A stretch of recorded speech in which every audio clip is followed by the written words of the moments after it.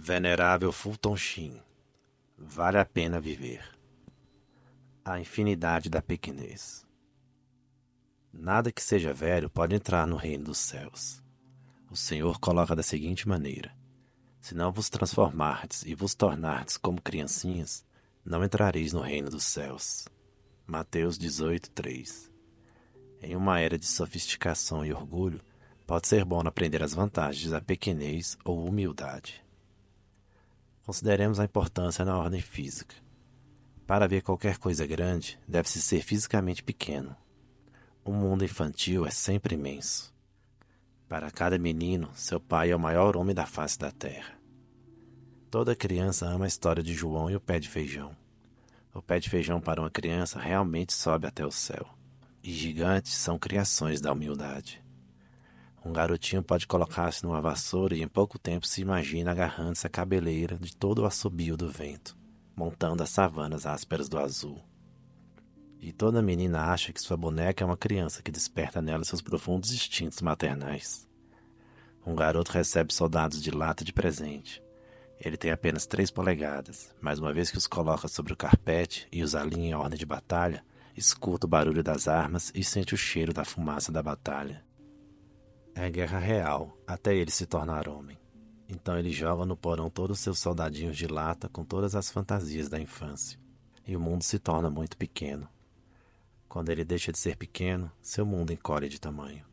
Gigantes encolhem, vassouras e armas de madeira perdem sua emoção. Bonecas deixam de ser crianças que precisam da atenção materna. As maiores alegrias da vida se afastam quando são interditadas. O que significa ser criança? Francis Thompson diz que significa viver numa concha, considerando-se o rei do espaço infinito. Significa ser capaz de transformar abóboras em carruagens, ratos em cavalos, empoeirar-se de ouro ao tropeçar entre as estrelas. Significa também sentar no colo da mãe natureza, entrelaçar suas tranças de 1000 maneiras intencionais para ver de que forma ela vai parecer mais bonita. É isso que significa ser criança. Levamos a lei ao nível superior. Se a pequenez física é a condição para ver o mundo grande, então a pequenez espiritual ou humildade é a condição para descobrir o amor e verdade infinitos. Nenhum homem descobre algo grande a menos que se faça pequeno. Se ele amplia seu ego ao infinito, não vai aprender nada, pois não há nada maior que o infinito. Se ele reduzir seu ego a zero e deixar de ser orgulhoso e presunçoso, então ele descobre que tudo é grande, até mesmo maior que ele. Seu mundo começa a ser infinito. Para descobrir a verdade, bondade, justiça e Deus, deve-se ser muito humilde. Se uma caixa está cheia de sal, não pode ser preenchida com pimenta. Se estamos cheios da nossa própria importância, então não podemos nunca ser preenchidos com algo exterior a nós mesmos. Se o homem pensa que sabe tudo, então nem mesmo Deus pode ensinar algo a ele. A descoberta de qualquer verdade requer docilidade ou aptidão para aprender. É impossível ensinar quem pensa que sabe tudo. Perceba quão calmo e passivo é um cientista perante a natureza. Ele simplesmente senta e a contempla. Ele espera a natureza dizer as suas leis. Ele não diz: eu conheço as leis da natureza e vou impor minhas leis sobre ela. Em vez disso, ele espera a revelação da natureza. A humildade do cientista perante a natureza deve ser a atitude do homem perante Deus, esperando a sua santa vontade. A fé vem da escuta, que também vem de ser um bom ouvinte, ou não pensar que alguém contenha toda a verdade em si mesmo. Imagine o sol e seus raios. Há um homem caminhando para longe do sol. Perceba que a sombra está à frente dele. Dê-lhe uma grande cabeça porque ele tem mania de grandeza e acredita que seja tão grande quanto sua sombra, que é apenas um espectro dele, não ele de verdade. O sol representa Deus e a luz da sua verdade. Quando caminhamos para longe de Deus, criamos sombras espirituais. Acreditamos ser diferentes do que realmente somos. Mas perceba a diferença quando caminhamos em direção ao sol ou à luz divina. Então a fantasia não pode nunca ser confundida com o verdadeiro eu, porque está atrás de nós. Uma vez que nos colocamos diretamente sob o sol, somos completamente governados pela verdade divina. Não há sombra alguma, nenhuma ilusão, nenhum medo sombrio, nenhuma inquietação noturna. Em vez disso, calma e paz invadem a alma. Ser humilde implica que o nosso olho reconhece a necessidade da luz, nossa razão admite a necessidade da fé e o nosso ser inteiro necessita da orientação da lei eterna de Deus. Como a humildade corresponde a ser como criança? Humildade não é servilismo, não é prontidão para ser pisado, não é um ódio de si, não é autodesprezo psicológico, não é um desejo de ser colocado em desvantagem. Humildade é a virtude que nos conta a verdade sobre nós mesmos, ou seja, como somos vistos, não aos olhos dos homens, mas perante Deus. Não é subestimar-se. Uma pessoa alta não está sendo humilde se, quando elogiada por sua altura, diz: "Não, na verdade tenho apenas 1,90". Um grande cantor não é humilde quando diz: "Não, minha segunda voz é abominável". Mas é humilde se diz: "Obrigada, mas devo tudo isso a Deus". Podemos negar a verdade sobre nós mesmos de duas formas: pela superestimação e pela subestimação. Nós superestimamos nosso valor quando dizemos: "Eu sou melhor cidadão do que qualquer outro nessa cidade". Por outro lado, as pessoas por vezes se chamam de idiotas para que outros digam que elas são sábias. Certa vez ouvi uma retaliação feita a uma pessoa que sempre se chama de idiota. Seu amigo disse: "Você realmente precisa mencionar esse fato?" A humildade em relação ao amor significa pensar melhor dos outros do que de nós mesmos. Uma vantagem disso é que nos dá alguns exemplos para imitar. O orgulho, por outro lado, às vezes busca o primeiro lugar para que os outros digam: "Oh, que grandeza!" O orgulho pode também pegar sutilmente o último lugar para que outros digam: "Oh, que humildade!" Por que os mendigos sempre pedem esmolas com latinhas? É porque apelam à vaidade do doador que gosta de ouvir o tinido da moeda na lata. Nas igrejas sempre usamos cestas de coleta com fundo estofado, porque as pessoas devem buscar não fazer barulho quando doam, mas serem conhecidos apenas por Deus.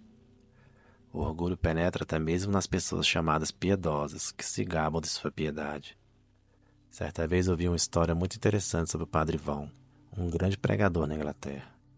Certo dia ele estava no segundo andar de um ônibus londrino, lendo seu breviário, e alguém sentado perto dele começou a gritar para que todos pudessem ouvir: "Vejam isso, aqui está o Padre Vão, que sobe ao topo de um ônibus londrino, pega seu livro de oração e começa a rezar para que todos percebam o quanto ele é bom." O homem continuou: "Quando eu rezo, sigo as instruções das Sagradas Escrituras. Fecho a porta, entro no meu quarto e rezo sozinho ao meu pai." Então o Padre Von respondeu: "E então você sobe no topo de um ônibus em Londres e conta isso para todo mundo." Agora suponhamos que alguém viesse a mim após este programa para dizer: "O programa foi muito bom." Se eu replicasse: "Na verdade, isso não foi nada. Gastei só 3 minutos preparando o programa." Isso poderia ser orgulho. Eu poderia estar insinuando: "Imagine que show seria se eu tivesse então 5 minutos de preparação." O espírito crítico é outro fruto do orgulho. Pessoas que são muito orgulhosas sempre têm muitas coisas erradas no seu interior, como o egoísmo e a presunção. Como resultado, a consciência os perturba, por causa da culpa escondida que eles se recusam a encarar. Em vez de criticarem a si mesmos, o que deveriam fazer, eles projetam a crítica nos outros. Eles reformam outros em vez de si mesmos. Apontam cisco no olho do outro sem ver a trave no seu próprio. Por que tantos jornais se especializam em casos de assassinatos, adultérios, infidelidades e desonestidade? Porque quando os outros leem sobre um assassinato ou um roubo, pensam consigo: não sou tão ruim. Na verdade, sou até muito bom." Eles estabelecem comparações e se consolam entre si sobre ser muito melhores que o seu próximo. O orgulho geralmente nega a responsabilidade pessoal pelos erros. Muitas pessoas negam que são pecadoras. A tragédia disso é que não mais sente a necessidade de um salvador. O cego que nega sua cegueira não quer ver nunca. Certa vez ouvi 2 assistentes sociais negando a culpa pessoal. Eles estavam discutindo sobre um crime, e um deles admitiu: "Sei que ele cometeu assassinato e roubou um banco e tudo mais, mas lembre-se, ele é órfão." O outro assistente social disse: "Sim, mas ele é órfão porque atirou em seus pais quando tinha 9 anos." Então o primeiro assistente social replicou: "Eu sei, mas foi em legítima defesa." O Deus moderno pode ser o ego. Isso é ateísmo. Orgulho é um amor próprio desordenado e exaltação do eu condicional e relativo em um absoluto. Tenta compensar a sede pelo infinito ao dar à sua própria finitude uma pretensão de divindade. Em alguns, o orgulho cega o ego da sua fraqueza e se torna orgulho ardente. Em outros, reconhece sua própria fraqueza e a supera pela alta exaltação que se torna orgulho inerte. O orgulho elimina a docilidade e torna o homem capaz de se sentir alguma vez amparado por Deus. O conhecimento limitado da mente pequena finge ser final e absoluto. Você já pensou no maior ato de humildade que esse mundo já conheceu? Uma analogia pode nos ajudar a entender. Suponhamos que você ficasse triste pela maneira com que alguns cachorros foram tratados, apanhalados por estranhos, famintos e tirados da companhia dos homens. Para ensinar a humanidade a amar os cachorros, suponhamos também que você se despojou do seu corpo e colocou a sua alma no corpo de um cachorro.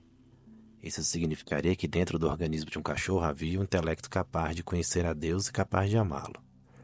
Suponhamos que quando você tomou a forma e os hábitos de um cachorro, resolveu nunca transcender as limitações daquele organismo animal. Embora tivesse uma mente que poderia analisar o infinito, você nunca falaria, não pronunciaria uma palavra, mas se limitaria a latir. Embora fosse um artista, você não usaria um pincel para criar. Em seguida, suponhamos que você resolveu sujeitar-se apenas à companhia de outros cachorros, compartilhando suas vidas no esforço de tentar ajudá-los por causa da sua mente superior.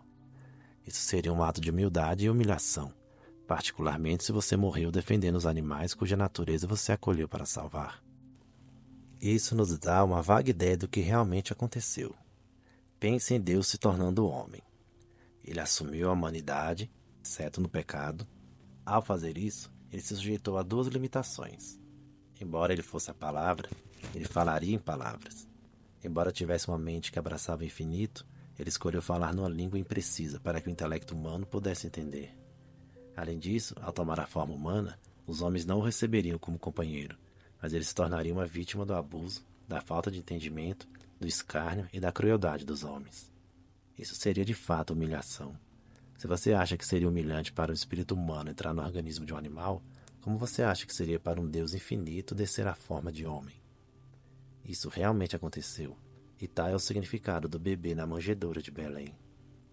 Ao meditar como Deus humilhou-se a si mesmo para se tornar homem e então morrer para nos salvar, nos tornamos pequenas crianças no sentido espiritual, e o mundo se torna tão grande, tão romântico, tão cheio de mistério.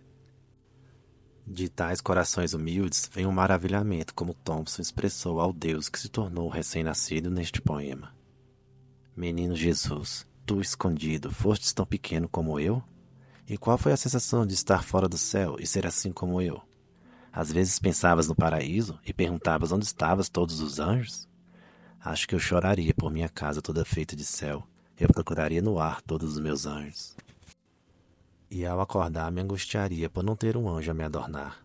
Sempre tiveste todos os brinquedos como nós, meninos e meninas? E tua mãe, à noite, beijava-te a fronte e te cobria com o manto? E assim tu se sentias muito bem na cama, beijado e gracioso, e as tuas orações feitas? Tu não podes ter esquecido dessa sensação de ser pequeno. Assim, uma criancinha se abaixa e escuta a língua de uma criança como a tua. Leve-me pela mão e caminhemos, e ouças minha fala pueril. Para teu pai mostra a minha oração.